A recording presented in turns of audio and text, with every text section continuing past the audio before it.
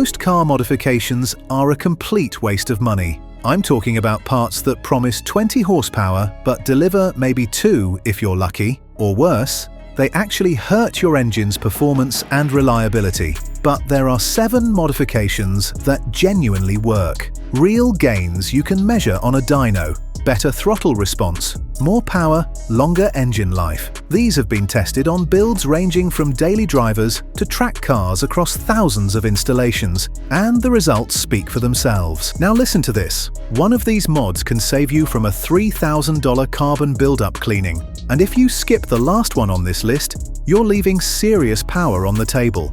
Let's get started. Mod number 7 is installing a PCV oil separator system, or what most people call an oil catch can. This might be the least exciting mod on this list, but it's also one of the smartest things you can do for any modern engine, especially if you've got direct injection. Here's what's happening inside your engine right now. Combustion pressure forces gases past your piston rings into the crankcase. Those gases are loaded with oil vapor, fuel residue, and carbon particles. Your PCV system takes that mess and recirculates it back into the intake manifold to meet emissions regulations. But that's not all. On older port-injected engines, this wasn't a huge problem because fuel spray constantly washed the intake valves clean. But on direct injected engines, fuel goes straight into the cylinder. Nothing's cleaning those valves. So all that oily vapor just cooks onto the valve surface, building up layer after layer of carbon until your valves look like they've been dipped in asphalt. An oil catch can intercept that oil vapor before it reaches your intake. You just empty it every few thousand miles and your valves stay clean. Simple preventive maintenance that saves you from expensive carbon cleaning services down the road. Tests on direct injected turbocharged engines like the GTI have shown catch cans collecting anywhere from 3 to 6 ounces of oily sludge in just 4 to 5,000 miles of driving. That's material that would have gone straight onto the intake valves, eventually causing rough idle misfires and measurable power loss. This is why it is important to stick with quality brands like Mishimoto, Radium Engineering, or JLT Performance. You want a can with proper internal baffling, not just an empty cylinder with hose fittings. The baffles separate the oil from the air more effectively. And here's the part people forget. You actually need to empty it regularly. There are countless forum posts from owners who installed these things and never checked them for 15,000 miles. At that point, the can overflows and you're just pumping oil vapor right back where you started. This mod won't add horsepower today, but it prevents power loss and expensive repairs tomorrow. That's worth every penny. Now let's talk about making sure your engine actually gets the fuel it needs. And this is where things start to matter even more. Mod number 6 is upgrading to high-performance fuel injectors. This is one of those modifications that sounds technical and intimidating, but it's absolutely critical if you're doing any kind of power upgrades. And even if you're not, understanding fuel injectors will save you from making expensive mistakes. Your factory fuel injectors are sized precisely for your engine's stock power output. Maybe they've got a small safety margin built in, but not much. When you start adding modifications like a turbo, supercharger, or even just an aggressive ECU tune, you're asking your engine to make more power.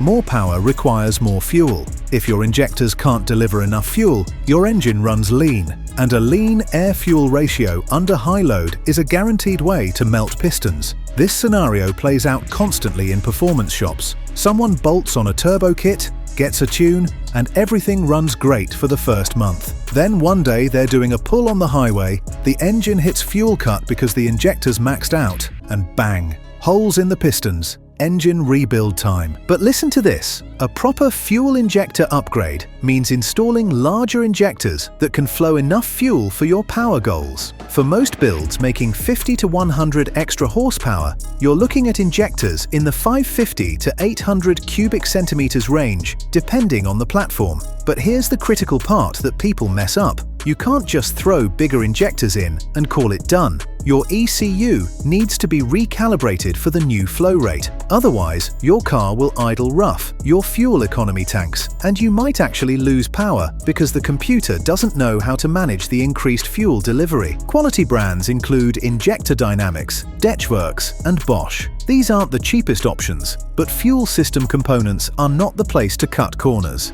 Cheap injectors can have inconsistent flow rates between cylinders, which makes tuning impossible and can damage your engine. And pair those injectors with an upgraded fuel pump. Even the best injectors won't help if your pump can't maintain proper fuel pressure. Walbro and AEM make reliable high-flow pumps that work with most platforms. Think of fuel injectors as insurance. They protect your engine from running lean and guarantee you can safely make the power your modifications are capable of producing. Fuel delivery sorted. Stay tuned, because now let's make sure that fuel burns efficiently. Mod number 5 is upgrading to a premium ignition system with better spark plugs and coils. Most people obsess over intake and exhaust modifications. They want more air flowing through the engine. But here's what they forget. Air and fuel are worthless if you can't ignite them properly. That's where your ignition system comes in, and it's one of the most overlooked performance upgrades out there. Your stock ignition coils and spark plugs are designed for reliability and cost efficiency. They work fine at factory power levels with factory boost and timing.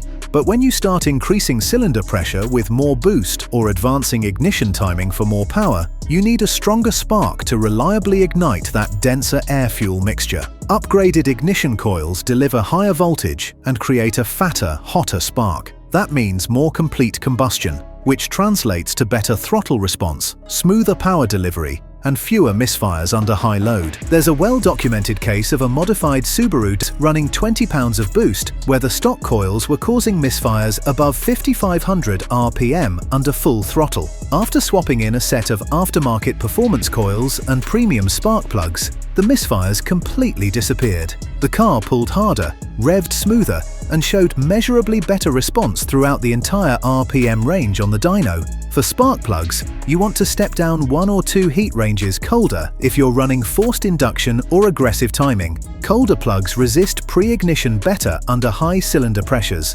Brands like NGK, Denso, and Brisk make excellent performance plugs that can handle serious abuse. For ignition coils, you've got options. MSD makes strong coils for domestic applications. AEM has great options for import platforms. And interestingly enough, OEM Audi R8 coils have become popular upgrades for certain Volkswagen and Audi engines because they flow more voltage than the factory coils. Here's the mistake people make. They buy random coils and plugs from different sellers on eBay, mix and match parts, and then wonder why they're chasing misfire codes for weeks. Stick with matched sets from reputable brands and gap your plugs correctly.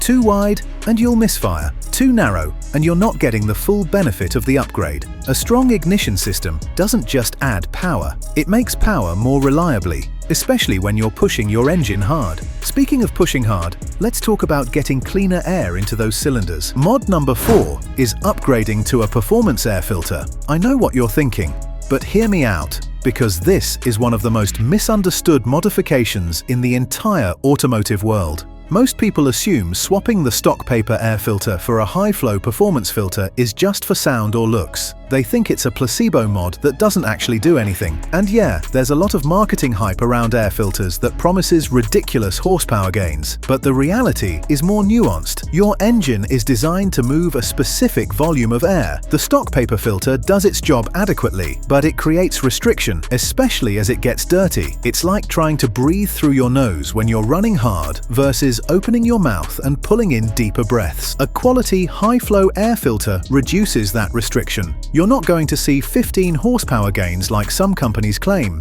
Anyone telling you that is overselling. But what you will get is slightly improved airflow at higher RPMs where the engine really needs it, marginally better throttle response, and in some cases a small improvement in fuel economy. Independent testing on stock vehicles like the Mazda 3 has shown that quality drop-in filters can provide small but measurable benefits. The difference isn't dramatic, but throttle response can improve slightly off the line, and highway fuel economy has been documented improving by about 1 mile per gallon in some cases. Over the life of the filter, which lasts 50,000 miles between cleanings, that pays for itself. But here's where people screw this up. They buy the cheapest filter they can find on Amazon. Something that's basically loose mesh with no real filtration capability. Then they wonder why their mass airflow sensor gets contaminated with dirt or oil residue. If you're going this route, stick with proven brands. K&N, AEM, and S&B have decades of testing and real-world results backing them up. And if you're using an oiled filter, use way less oil than you think you need when you clean and re-oil it. Too much oil can foul your MAF sensor and cause all kinds of drivability issues. This is a foundational mod. It's not flashy, it won't transform your car, but it's the first step in letting your engine breathe better, and better airflow sets you up for everything else on this list. Now let's take that concept further with a proper intake system. Mod number 3 is installing a true cold air intake system. Cold air intakes get a lot of hype, and honestly, a lot of that hype is deserved. But there's also a ton of misinformation out there, and people waste money on junk that actually hurts performance. So let's clear this up. The basic principle is simple. Colder air is denser than hot air. Denser air contains more oxygen molecules per volume. More oxygen means you can burn more fuel, which means more power. That's not marketing speak. That's basic thermodynamics. The problem is, most intake setups don't actually deliver cold air. They're what's called short ram intakes, just a shiny metal pipe that sucks air from right next to the engine, where temperatures can easily hit 150 degrees or more. You've basically replaced your stock airbox with something that pulls in hot engine bay air. That's not an upgrade. That's a downgrade. A properly designed cold air intake pulls fresh air from outside the engine bay. It's sealed off from engine heat, usually with a heat shield or by routing the intake to pull air from the fender well or front bumper area. That air is 50 to 70 degrees cooler than engine bay air, and that temperature difference makes a real impact. Dyno testing on performance cars like the 6th generation Camaro SS with proper heat shields and fender scoops pulling air from outside has documented gains of 10 to 15 horsepower at the wheels when paired with a custom tune. More importantly, the power stays consistent with no heat soak or drop-off after multiple pulls. But you need to be careful about a few things. First, don't relocate your mass airflow sensor incorrectly. The MAF measures airflow to calculate fuel delivery. If you move it to a spot where the airflow pattern is turbulent or inconsistent, your air-fuel ratios go haywire and you'll be dealing with check engine lights and poor performance. Second, watch out for water ingestion. If your intake sits low in the fender well, drive through a deep puddle and you can hydrolock your engine. Some intakes come with bypass valves or are positioned high enough that this isn't an issue, but it's something to consider. Stick with brands that actually test their products. AEM, INGEN and Volant all offer quality cold air intake systems with proper heat shielding and proven results. They've done the engineering work. They didn't just bend some pipes in a garage and slap a filter on the end. A real cold air intake is a legitimate performance mod. Just make sure you're actually getting cold air, not just a pretty pipe that sounds good. Now, if you're running a turbocharged engine, this next mod is absolutely essential. Mod number 2 is proper boost management and turbo protection with a turbo timer and boost controller. If you're running any kind of forced induction, whether it's a factory turbo or an aftermarket kit, these two components will extend the life of your turbo and give you better control over your power delivery. Let me break down why both matter. First, the turbo timer. This is old school technology that a lot of newer enthusiasts overlook, but it's incredibly important. Here's what happens when you shut off a turbocharged engine immediately after driving hard. That turbo has been spinning at over 100,000 RPM. It's glowing red hot, and the oil that's been lubricating and cooling the turbo bearings just stopped flowing the instant you turned the key off. That oil sits there, baking on the hot turbo shaft and bearings. Over time, that cooked oil turns into carbon deposits and sludge that damage the bearings and shorten turbo life. A turbo timer keeps your engine idling for a set period after you turn the key off, usually 1 to 2 minutes. The oil keeps flowing, the turbo cools down gradually, and you avoid that heat damage. Long-term reliability studies have shown turbos lasting well over 100,000 miles when proper cool-down procedures are followed consistently. It's cheap insurance for an expensive component. Now, the boost controller. This gives you precise control over how much boost pressure your turbo produces. Factory boost levels are conservative because manufacturers have to account for poor maintenance, low-quality fuel, and extreme conditions. But if you're running premium fuel and your engine is in good shape, you can safely run more boost for more power. There are two types. Manual boost controllers use a simple valve to bleed off pressure and adjust boost levels. They're cheap, reliable, and work well for basic setups. Electronic boost controllers are more sophisticated. They can adjust boost by gear,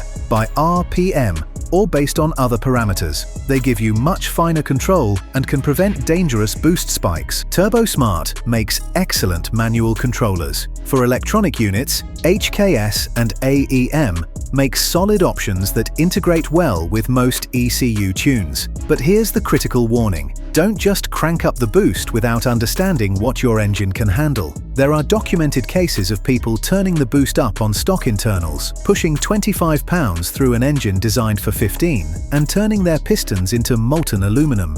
More boost requires stronger internals, better fueling, and a proper tune. Respect the limits of your build. A turbo timer and boost controller together give you longer turbo life and safer, more controllable power. If you're boosted, these aren't optional, they're mandatory. Speaking of keeping that boosted air in check, let's talk about cooling it down. Mod number 1 is upgrading to a high-efficiency intercooler. If you're running a turbocharged or supercharged engine, this is hands down the most important modification you can make. And I'm putting it at number 1 for a very specific reason. An intercooler doesn't just add power, it protects your engine from catastrophic failure. Here's what's happening. Your turbo compresses air to cram more of it into your cylinders. But when you compress air, you generate heat, a lot of heat. That compressed air coming out of your turbo can easily be 200 degrees Fahrenheit or hotter. Hot air is less dense. Less dense air means less oxygen. Less oxygen means less power and a greater risk of detonation. The intercooler's job is to cool that compressed air back down before it enters your engine.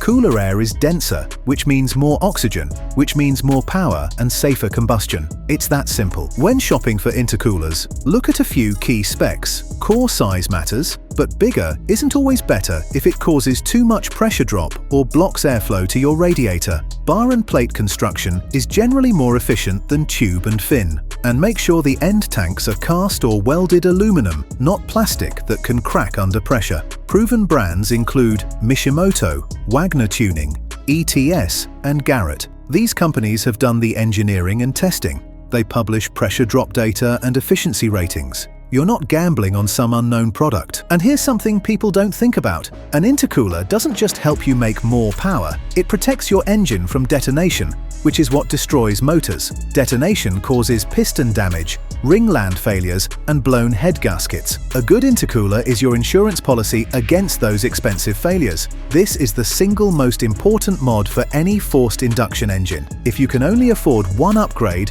make it this one. But now that we've got cool, dense air going into the engine, we need to make sure it can get back out efficiently. And that brings us to the final mod. So there you have it, 7 modifications that actually deliver real results. Not gimmicks, not snake oil, just proven upgrades that improve performance, reliability, or both. The key is doing your homework, buying quality parts, and making sure everything works together as a system. One mod in isolation might give you small gains, but combine several of these with a proper tune and you're looking at a completely transformed driving experience. What's the best mod you've ever done to your car? Or maybe you've tried something on this list and had different results? Drop a comment below. I'd genuinely love to hear your experiences. And if you found this helpful, go ahead and hit that subscribe button. I've got more videos coming on performance builds, tuning basics, and common mistakes that cost people thousands. Thanks for watching, and I'll catch you in the next one.